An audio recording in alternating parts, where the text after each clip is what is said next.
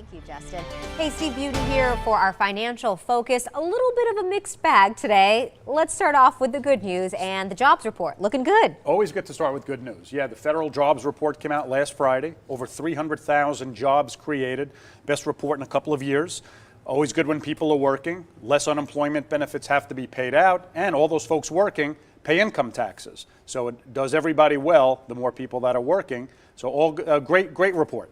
All right, so there's the good news. Now for part one of the bad news. This morning we were reading that car insurance rates are going up here pretty quickly. Right. The legislature approved an increase July 1st. The minimum coverage required is going from $1,530 to $2,550, meaning that you have to basically carry more coverage now, and that should drive up premiums. Now, how it's going to impact other folks who have larger coverages will remain to be seen, but if you are carrying the minimums, just be prepared. You could see a jump as high as 10% minimally.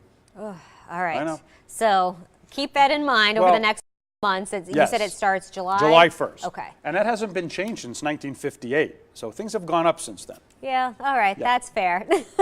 And a little bit of negative news. Our visitation rates are down. Meanwhile, hiking up those resort fees and parking fees. I know even when I go down to the Strip now, I'm either going to Uber or trying to get around those fees that are not cheap. Right, and this is the free market at work. And whether it's a chicken and the egg scenario, we don't know. But for the month of January, latest data showing that visitation was down just a little bit, but room rates actually were up. So are room rates going up causing less people to visit, or less people visiting because the room rates are going up, right?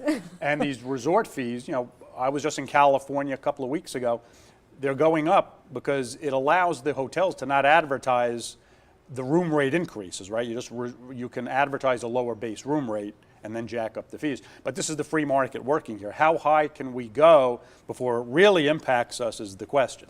I wonder if this is going to start pushing more and more people to go to Airbnb and things like that, because that way they can avoid all those resort fees and the parking fees. Yeah, and time will tell, but that has a whole other situation, right? Because the legislatures are trying to crack down on the Airbnbs in residential neighborhoods. So I don't know which way we're going to win. Got a lot going on. We do. And the market will determine that. And, the casinos are smart enough to know. They'll analyze the data and they'll figure out the resort rate is this high.